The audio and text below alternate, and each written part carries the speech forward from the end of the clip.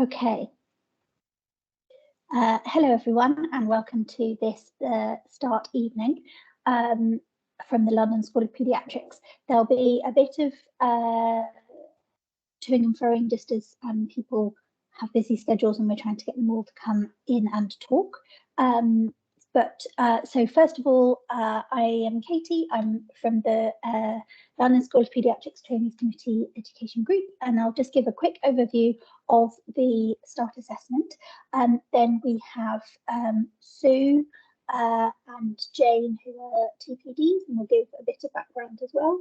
And then Merit, who has recently sat START, and will give you a bit of a sort of personal experience view. So, sorry, lots of people arriving. Good.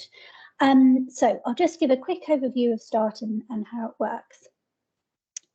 So START is the Specialty Training Assessment of Readiness for Tenure, which is a formative, not summative, assessment, not examination, of a trainee's readiness to become a consultant.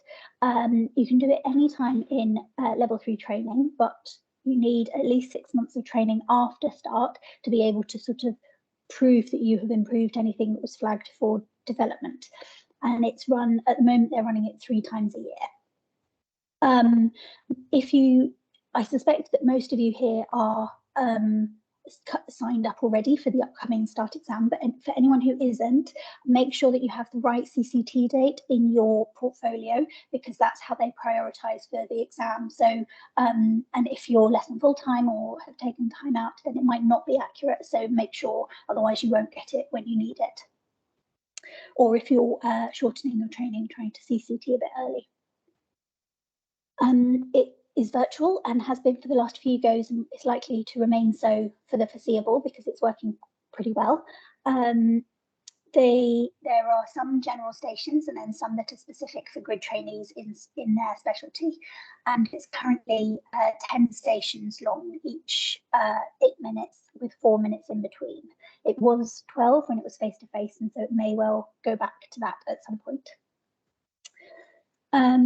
The RCPCH website has a lot of useful information on it, including some example scenarios. But what they say is that basically these are the sort of stations that can come up, and so it will be a selection of these.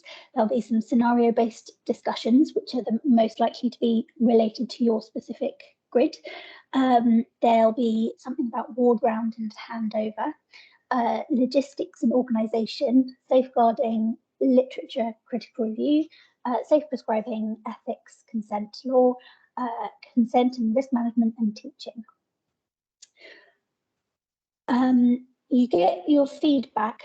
You get one that's an overall performance for the station. Then you'll get scores in 6 domains: decision making and prioritising, knowledge, management of complexity, professional approach, safety and risk management, and communication. And so for all of the stations, you'll get these different marks, and you'll be marked as well above expected standard, performed at expected standard, further development required, or significant concerns. And then there's a blank space for feedback at the bottom. What they say is that well above means that you're performing as though you've been a consultant for a while. Performing at expected means that you are the standard of a day 1 consultant, which is what they are hoping for. Further development means you performed at a trainee standard. So that is fine. That is, to be expected. It is a formative, not a summative assessment, but it just means that you then need to prove that you have improved those skills by the time you CCT. So these are the domains. I won't go through it in detail. All of this is on the RCPCH website. I'll stick some useful links in the chat later. So these are the domains, and then the sort of judgment that you would need to get those marks. And then this is for the global rating. So it's only in the global rating that there's a significant concerns box. Afterwards, you then get this feedback, so the marks and then the white space with the extra details. You get it 4 to 6 weeks after the assessment, and it goes straight into your e-portfolio. And then you have to meet with your educational supervisor within 4 weeks of getting feedback to then discuss how you're going to progress and that to have an action plan as a response to the feedback. So this is, there's a START feedback PDP form on ePortfolio to, sorry, let me just mute, on ePortfolio that you then fill out to plan your response. There's no pass-fail. You don't have to sit it again, but you do need to prove that you have remediated from anything where you've got marks. Sorry, let me just mute some more people. There we go. So you have to prove that you have remediated, and the best ways of doing this is to make it really easy for your ARCP people to be able to see that you have improved. So create a file in your ePortfolio called Start Reflection and Remediation and put all of your evidence in there, or tag workplace-based assessments. And that means that then when it gets to ARCP, they can clearly see the things, what you've done. It isn't the only part of the ARCP following that, but it does contribute to it.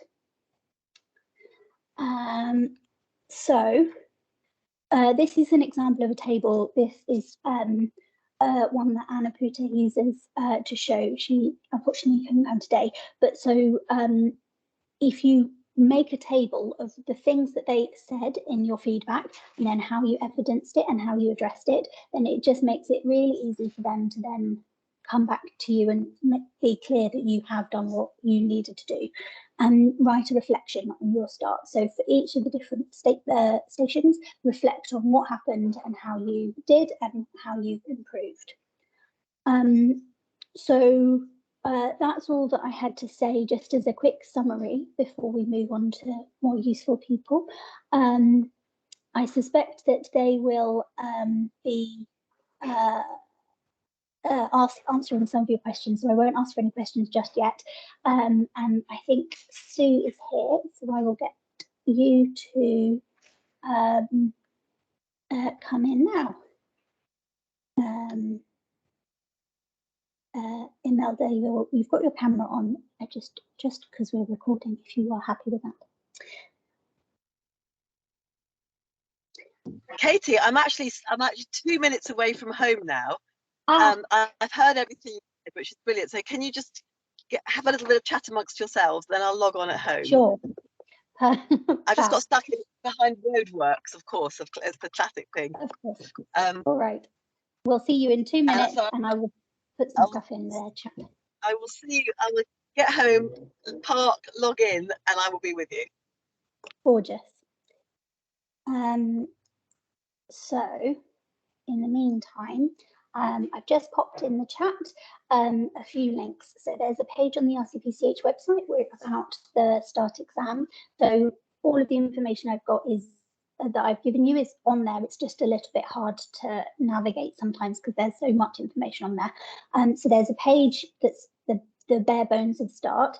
There's also a page from some trainees or previous trainees who have written advice about how it works and how to prepare, some advice on things to look at as your remediation afterwards, suggestions. I've also put a link to a previous London School of Paediatrics session, which has some longer talks and some specifics of the topics that come up. So things like ethics, critical appraisal. It's a couple of hours long, but it's definitely worth a look. I've also stuck in the London School of Paediatrics START preparation WhatsApp group, which is just for people to share information and to make groups to practice, and a START preparation Trello, which has a few different useful resources on there. This is being recorded, and I will pop it on the London School of Paediatrics YouTube page as soon as it's finished. So the link is on there as well, and so we can share with anyone who can't make it tonight. Any specific questions at the moment, just while we're waiting for Sue to make it into her house?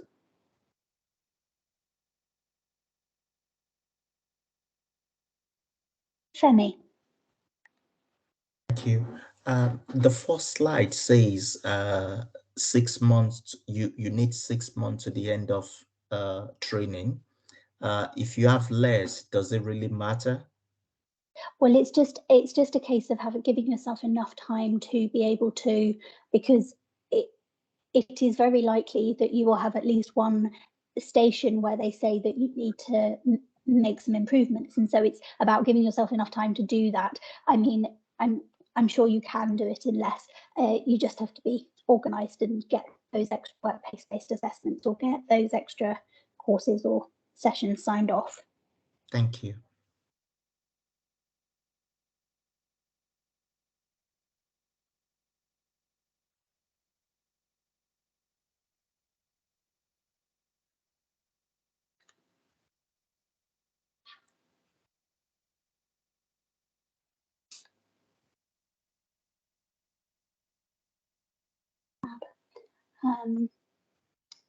I'll just leave that PowerPoint up then in the meantime. Oh, Natasha?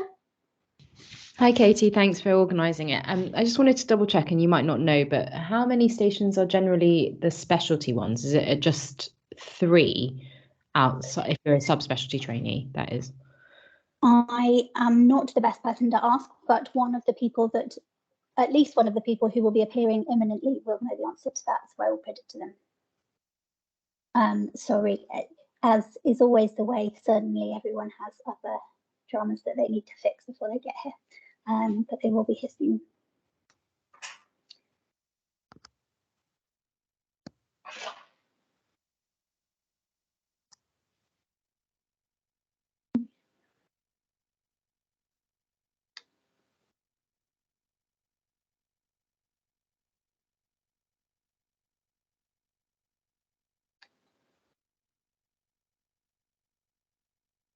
I'm just popping the slides back up if anyone needs to flick through if they came a bit later. Thank you.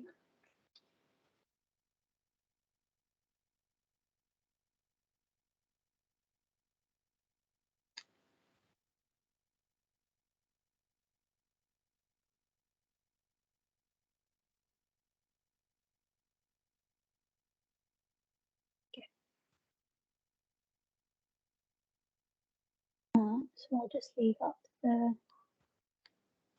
long list of the ones to read, but you can flick through if you need to. Okay, I'm just setting up my computer. Gorgeous. Okay, it's gone into meltdown, but I'm in the house.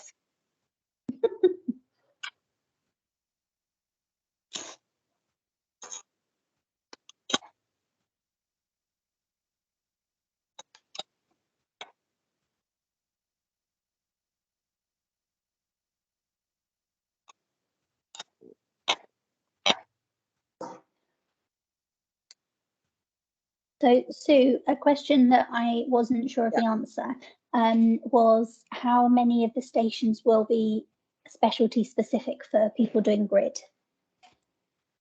I think it's 3. And actually, I'm not 100% sure of that answer either. So I am a START assessor myself, and I sit at a station. I just do what I'm told. And I never do specialty ones because I'm a general paediatrician. So I just have to make sure that the person who comes to see me knows that they're not doing a specialty thing. Right, I'm now joining. I'm just going to shut myself off from here. Hopefully you'll find me. The RCPCH team are really helpful. So if you email them, they get back to you pretty quickly. If Merit, who's the other person joining, can't answer the question. Okay, sorry, that's a nightmare. I am here. Thank you. So I think it's 3. So do you want me to start by doing my little spiel now? Is that okay? You're muted, that's fine. Okay, so my name is Sue Laurent. I am a general paediatrician. I've been around for a very long time. I'm also a TPD. I work at Barnet. And I have been involved with START since the very, very beginning. So when it was first an idea, and I was one of the people that said, we don't want an exam, an exit exam, we want an assessment, because something that's really useful and that actually will help you prepare to become a consultant, will help you prepare for consultant interviews, and that you can get useful feedback for, and then you can remediate. So everything that Katie has said is a brilliant outline of what we are doing. So all the scenarios come from people thinking, that would be a really good start scenario. So there's this massive bank of scenarios, and we keep adding to them every time we think, that would be really, really good. And we want you to be able to think on your feet. We want you to be logical. We want you to use the skills that you no doubt already have. And we didn't used to do a start evening. It was the idea of our brilliant School of Peds group who thought it would be really nice to know what to expect. And lots of us who were assessors said, you don't need a start evening. It's just fine. It's what you do. But I completely get it that if you haven't done it before, there will be a certain anxiety. For me, there's overwhelming anxiety that the IT will work and that I will make sure that I'm not the person to completely foul up the whole IT. But amazingly, the IT does work and it is quite clever. And I do think, although I hate doing it virtually, I do think for trainees from across the country to not have to travel to London to stay overnight, for assessors not to have to travel to London to stay overnight, I do think that in the end, it works out really well. So when you're in this 8-minute slot, you come face to face with somebody like me, you will have, before you meet me, you will have read your scenario, and your scenario will come up on the screen. So read it through, write some notes. If it's a prescribing scenario, look up in the BNF, which obviously you'll be able to access on your computer, on your phone, and just prepare yourself for the kind of questions that we're going to ask you. We're not going to ask you to do a prescription and then kind of hold it up to us or anything like that. We're going to ask you sort of general principles about the prescription and how you would prescribe and your thoughts. You mentioned, I'm sorry, that's my dog. You mentioned that the handover station is often a handover one, and you'll be given a sort of a whole list of children that are on the ward or in A&E and staff who are with you, and you'll be thinking to yourself, okay, how am I going to run this ward round? Who have I got? Who do we need to see first? Are there any scans we need to book? It's that kind of stuff. So it's stuff that you know. They try not to put people on stations where they are specialist, because otherwise you're going to get a specialist asking a brand new, potentially brand new consultant. So, they might give me a cardiology question, which will be fine because I won't know any more than you will. But it will be a general pediatrics cardiology question. So if you like, they might give me, they like giving me mental health ones actually.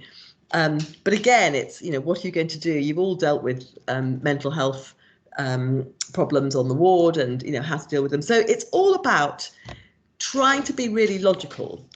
The other bit of advice I can give to you is do what you would really do in real life. So I've sometimes had trainees giving me ridiculous answers because that's what it says in a protocol. But in real life, you've got a scenario which doesn't really fit into a protocol. So just try and think, okay, this is actually happening this evening. How am I going to manage this scenario? And we don't get to choose what scenarios we do. So we just we do the same scenario all day. It's really boring by the end. Sometimes if we're lucky, we get a switch over at lunchtime. But the idea is we're comparing like to like, and we can go back and we can remark. So if we have somebody that we think hasn't done brilliantly at the very beginning, and then actually everybody else does sort of more or less the same, we can then go back and say, you know what, maybe I was a bit less generous to somebody. And our feedback is very much about what were we looking for in this scenario, and what did you do well, and what could you perhaps have done differently. And we even give suggestions for how you might want to remediate.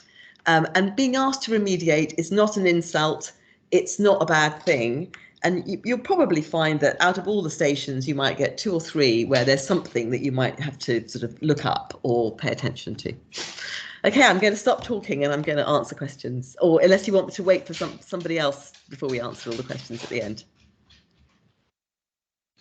No, that's fine. There was a question about when you get the critical appraisal paper, how long beforehand? Oh, that's a very good question. So I'm always seeing the person, I just see them, they just come into my room having read whatever they read, but I think you might get it the day before. I'm pretty sure you do, because you only got a 4-minute slot to read your scenario before you see me, and I don't think anybody can be expected to look at a paper in 4 minutes. That would be a bit ridiculous.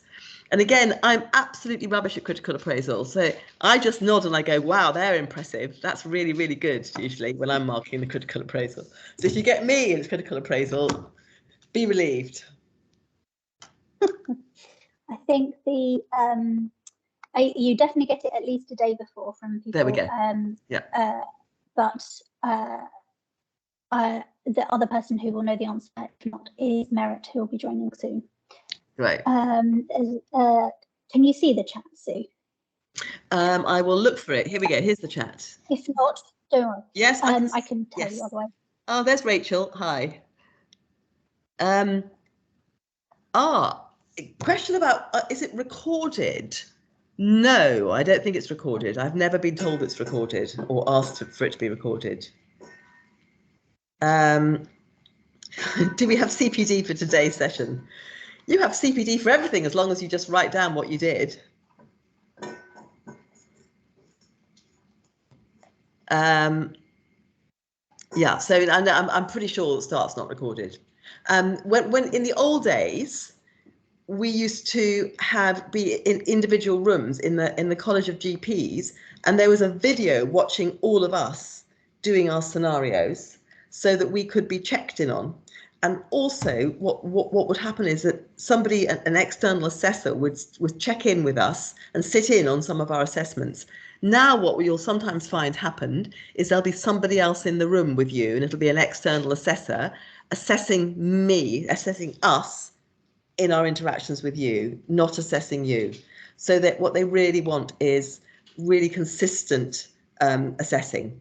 And all the assessors who are doing the same scenario, because there'll be lots of assessors, lots of streams of assessors each day doing the same scenarios, we are all asked to benchmark before the day to make sure that we're all looking for the same things out of the scenarios, to make sure we all agree that sort of what points we think are very important and what points are perhaps less important.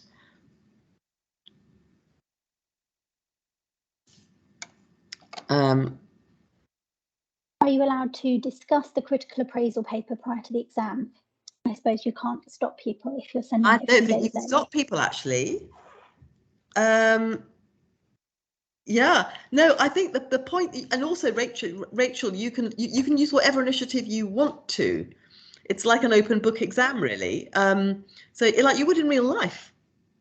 It's exactly what you would do in real life. So what resources do you have available to you? You'll find that the 4 minutes when you're looking through your scenario will go really quickly. But some of these questions you're going to be best asking the people who've done the START before, because I've never been on the other side. So I don't know what it feels like to be on the other side. All I know is what it feels like, the anxiety I feel to make sure I get it all right on my side. Not the actual chit-chat bit, but the IT bit. But the IT really works much better now, and you're all automatically moved in and out of rooms. It's not in the control of the assessors, which is much, much better than before. When we were in control, you can imagine the chaos that resulted.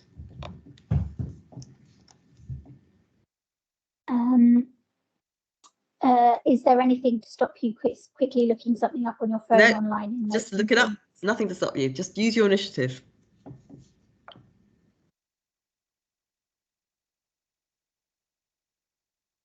Any other questions?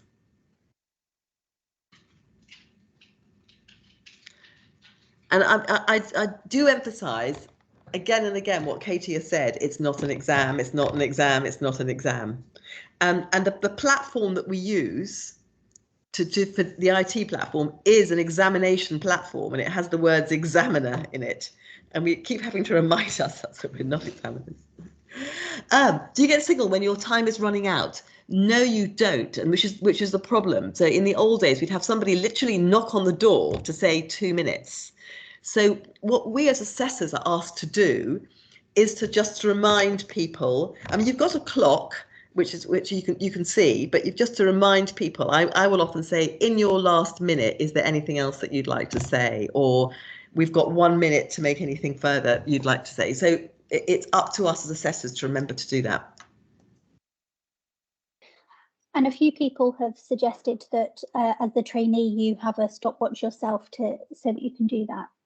Yes, yes, yeah. You don't get a prescription chart to fill in for the prescribing station. You just get asked about something to do with prescribing in general. Because you can imagine otherwise there is a blank.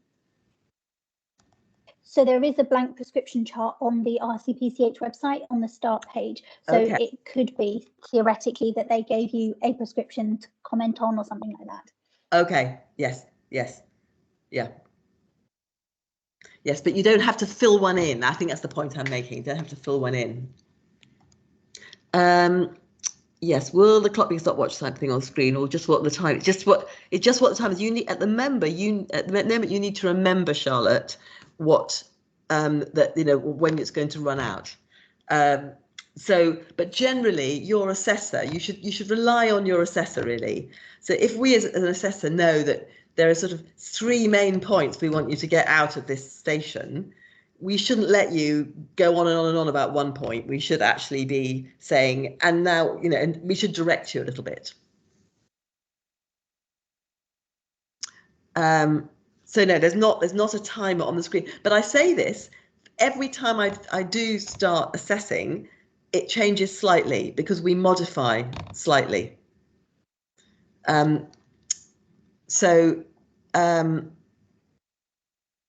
is the assessment different? So for community grid, I think you'll have 3 specialty community stations. Everyone who's in grid gets I think 3 specialty ones. But hopefully somebody who'll come on who's done START very recently will be able to tell me if I'm right or wrong.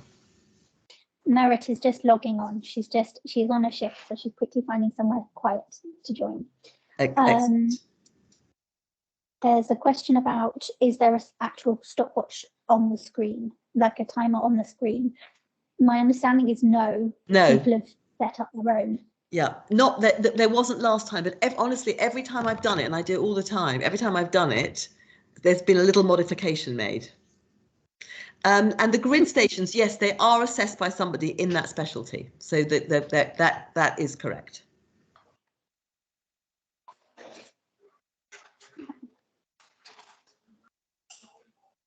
And it is quite grueling. I mean, I think most people come to the end and they're sort of, they're exhausted because you just have to really pay attention for every station, and you've got your 4 minutes to read everything.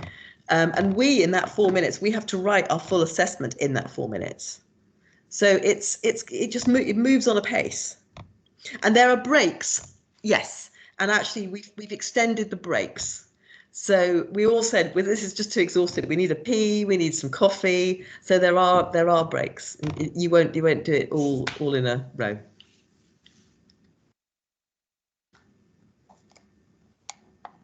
How long is the break? I think it's something like 12 minutes, something like that.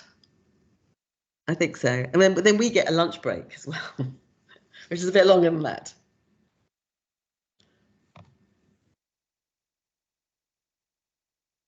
Regarding the teaching session, is it only 4 minutes to prepare?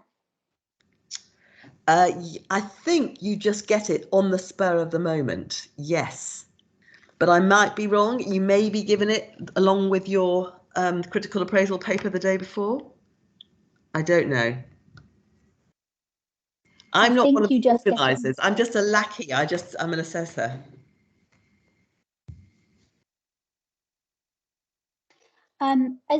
As a sort of in your consultant role, which I know you're not doing so much, but in terms of the following the START, do you have any advice or suggestions about that step with the feedback?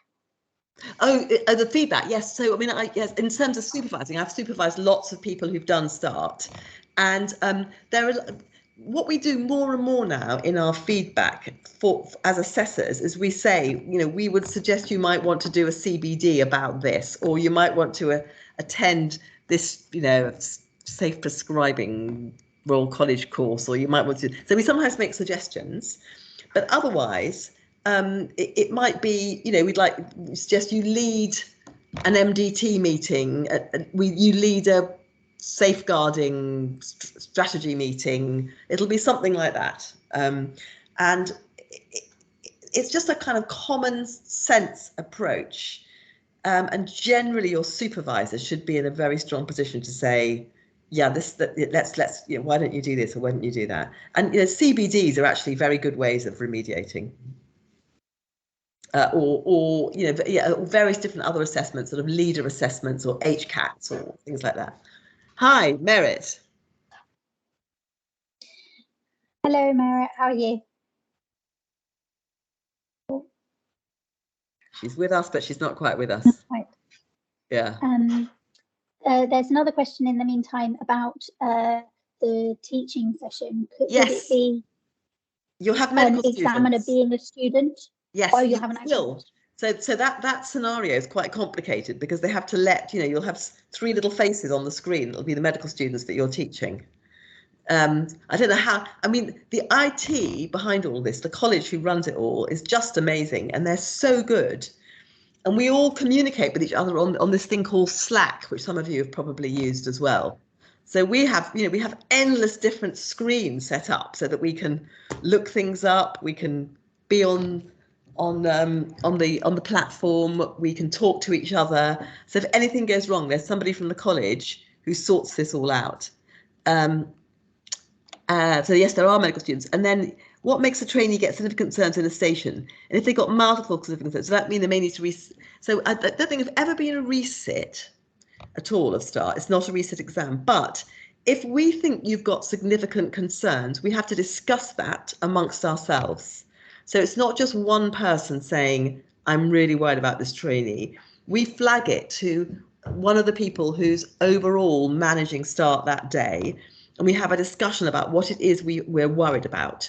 And the result of the discussion might mean that it's upheld that we think we are worried about that, and then it will go down as significant concerns. And we often find it's, first of all, significant concerns don't come up very often. And if they do, they quite often come up several times with the same trainee. And it might be that that trainee, with their supervisor and with their ARCB, it's decided that they actually need an extra year's training. That would be a sort of scenario which would be supportive to the trainee, and it's not in any way telling them off. It's simply saying there are a number of areas here where you could probably do with a little bit longer before you start applying for consultant jobs. Merit, are you with us? Yes, hello. Hi. Hello, nice to see you again. Nice to see you. I would say maybe if you give a bit of a blurb, and then there's a few questions that we want to direct to you as well. Yeah, sure. So I'll try not to repeat what you've said in the slides, because I think those slides are really excellent in terms of the format and how it's moved to the online platform. What I was going to say is just a few tips, I guess, for how to prepare. So the first thing I'd say that's really important is get into a group. So buddy up with a few people who are doing the same, who are doing START at the same time as you, and take the opportunity to learn from each other by practicing some scenarios. Katie, I'm sure, has already shown you the Trello board and a few other resources that you can use, previous recordings of the London School of Paediatrics START evenings. And they're really good to kind of give you a flavour of what sorts of questions you might be asked. And it also gives you the resources to kind of then be able to think about how you would tackle them. Like in real life, the scenarios tend to be more than one domain. So, for example, you might have a drug error that's happened, and then you might think about how that can be turned into a QI project. So, like, for example, in one of the stations that was before was that a junior person in your department made a drug error. So you had to talk a little bit about the clinical scenario in terms of the patient safety. You had to think about a kind of remediation and sort of looking at how we prevent this from happening again with that particular trainee, and feedback with the educational supervisor. And then the rest of the station was then looking more at QI project as to how you as a department as a whole learn from the situation and how you can prevent it from happening again.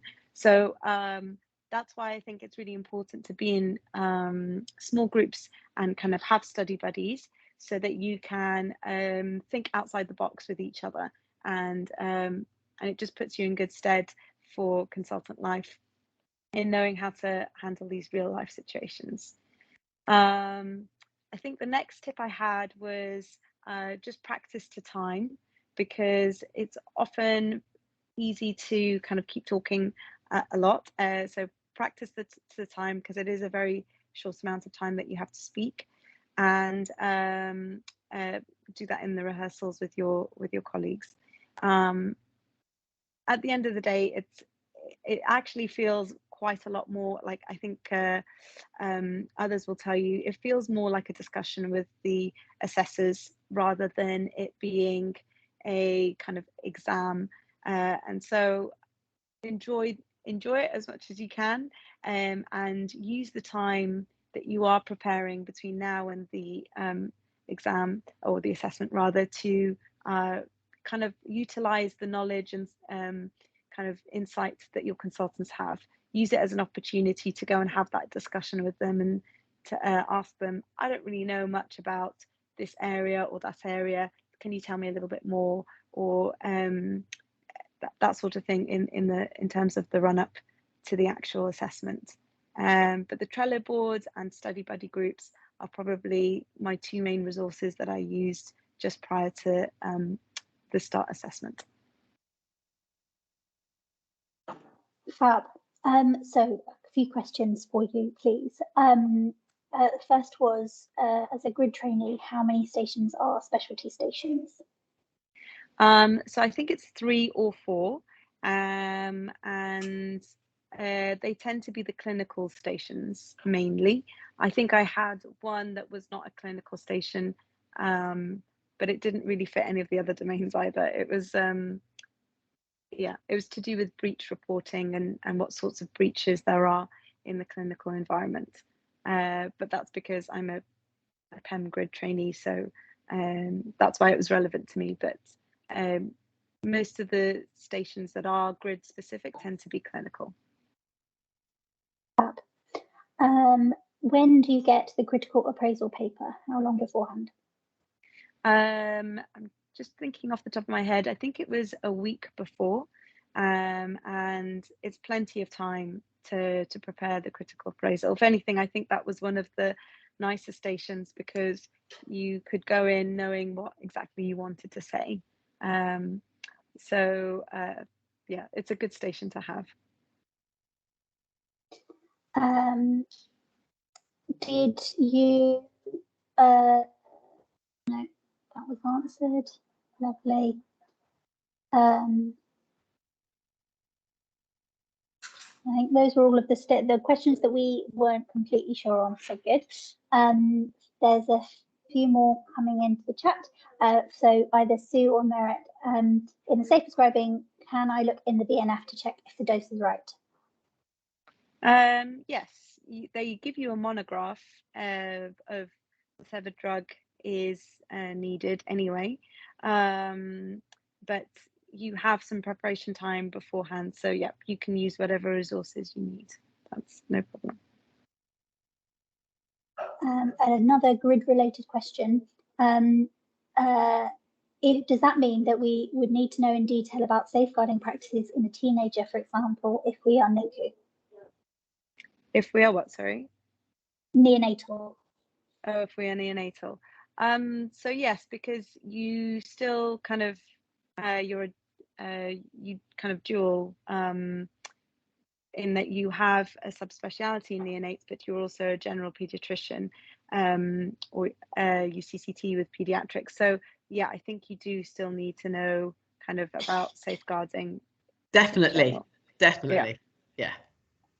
And you could have a teenage mum. Yeah. Someone has helpfully, thank you, put in Fizz that we get the RCPCH email to say they get the paper 5 days before start this year. Yeah. The critical appraisal paper. Fab. Is there a start preparation evening focusing on the IT systems to be used? So the RCPCH website has some useful stuff about that. It's the same as they were using for virtual, the virtual MRCPCH, isn't it? Is it the same system? Yeah. Well, it changed a few times during the pandemic, so I'm not sure which platform they'll use this time round. But they are very good. They email you, I think, a week or so in advance to they give you like a video on what the platform is, how to use it, like what each of the buttons do. So in my platform, we didn't even need to click to move from one station to the next. It just took you into the kind of prep room for the next station, and it just all went very smoothly. But I know that they've had several reiterations. But don't worry. I wasn't suggesting that you have done the virtual MRCPCH. What I was saying is that on the MRCPCH section of the website, there are some specific videos about the video system. So if it is the same as that one, there's some example videos of how to use the system, but there aren't on the START website page. But if it has changed, then I'm not sure. Oh yeah, that's what I was saying. There's been several iterations of the START platform that has been used. Yeah. So and I've done all the iterations. I've done all the iterations, and the current one does work really well, I would say, because even I have been unable to mess it up. It's completely automatic, and we have all your phone numbers, because what you can't rely on is people's internet connections, as we know, so that you can test everything out beforehand. Everything can be absolutely fantastic, and then something goes down somewhere. So do not panic if you're that trainee where something goes wrong. We will phone you, and we will do that station, and you won't lose out time wise, because we'll probably do, if that particular station that's been mucked up, we will phone you at the end of the session so that we'll tag it on. So that happened to me in the last lot. Some poor trainee just had very poor internet connection, so I had to phone them at the end. There is a question about that. If there's somewhere central that you can log on and do it, I don't think there is. From the college, it doesn't look like. I mean, and they say don't do it from work. Whatever you do, don't do it from work. Do it somewhere that you know you've got a reliable internet connection, and also use Chrome. I think that's what they say to you. Use Chrome. Another IT related question before Jane, I have seen you have arrived. We'll get Jane to talk in a section. There's a question, does the platform have subtitles, captions? I think there is an option for that. I think so. I would imagine, but assuming is terrible, I know, but the RCPCH must be able to have those adjustments if it isn't already. That team is so incredible. Honestly, they are so incredible. They can sort out any problem at all. So I'm sure there must be a subtitle option. I'm going to give one more question before I get you, Jane. How did you find 4 minutes virtually? Talking about looking at notes and things. Did you realistically have time for that? Sorry, is that in terms of the preparation, in terms of preparing for the next those station? 4 minutes. Yeah, in between. Yeah, they definitely go by very quickly. So have a notepad and pencil obviously by you, so that you can scribble down some points that you think that you want to talk about in the actual station. They do go by very quickly, so yeah, think quickly. But it's doable. And remember, we're all on your side. We're really on your side. This is not an exam where we're trying to catch you out. It's not an exam. It's about just finding out what you know, and sometimes we prompt you a bit if you're kind of, you know, if you're going off in a funny direction or whatever. So we're with you. Yeah, one more it's practical much question. nicer than you think. Does the scenario question disappear when the examiner arrives, or is it still there? It's still there. You can still put it up. It's like there's like a, in the platform I had, there was like a little banner at the bottom that you could just drag up to enlarge the question. Okay, I'm going to get Jane to talk for a while and then see if there's any other questions. Oh, I just had one last thing that just popped up in my head, which I'm probably sure that you've already said.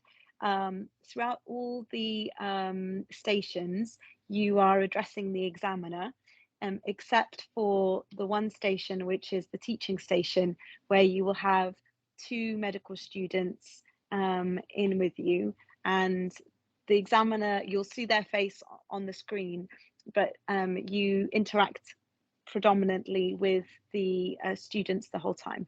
That's the only one that has a little bit of variation, just so that nobody gets confused.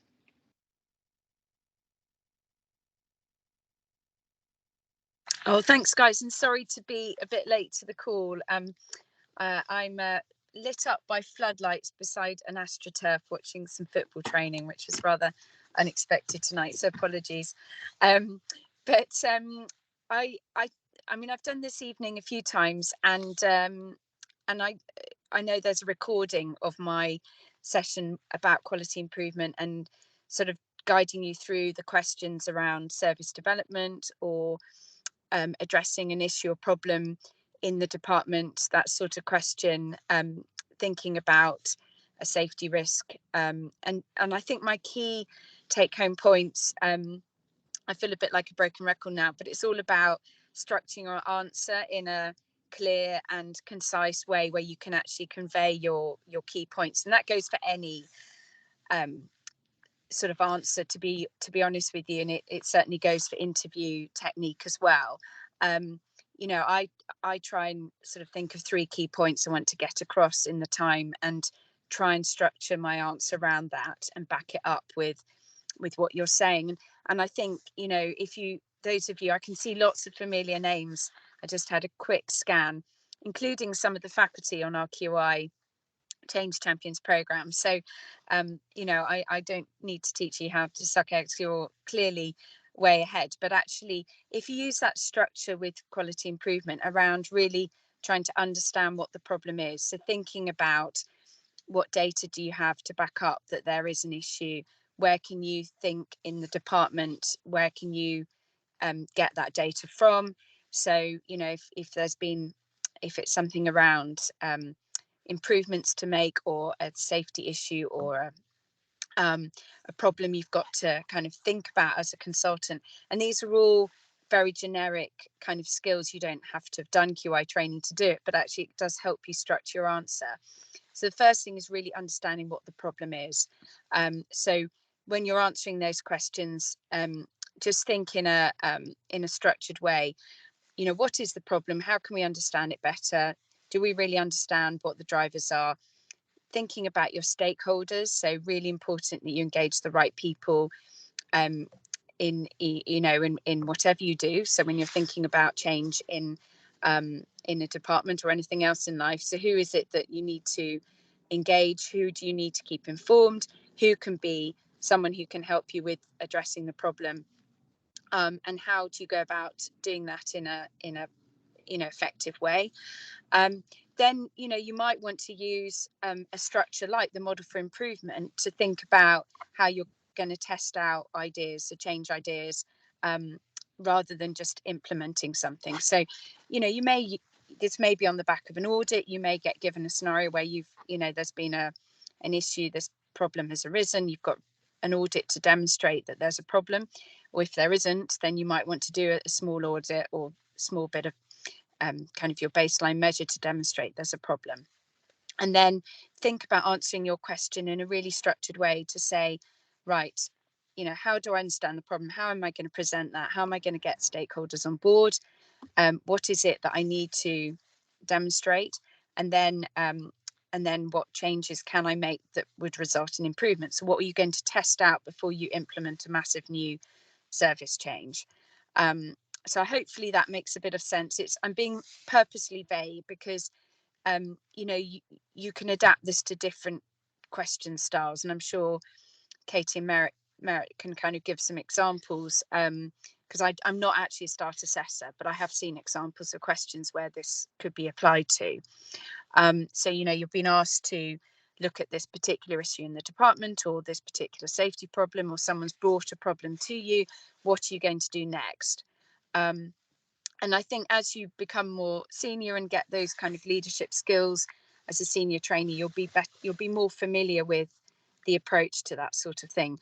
So I think the key thing for you guys is thinking how you structure it so you all know the answers to these things. And I'm sure you could put together some sensible plan, but it's kind of how you structure it in the best way to answer the question on the day for the actual assessment, because at the end of the day, it goes the same for interview. However good you are on paper or whatever you know and have done before, it's how you convey that answer in, you know, the best way to get your marks, as it were, and to actually show that you have understood the question and you understand how to approach that sort of problem.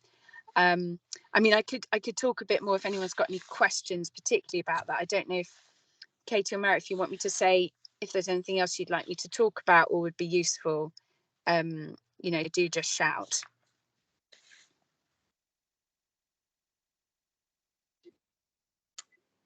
There's no QI specific questions just yet, but we'll wait. I'd say just Yeah. look at the video, the London School Paediatrics video that I think it's about 3 hours long from August 2020. It's I've popped very the link in the thing.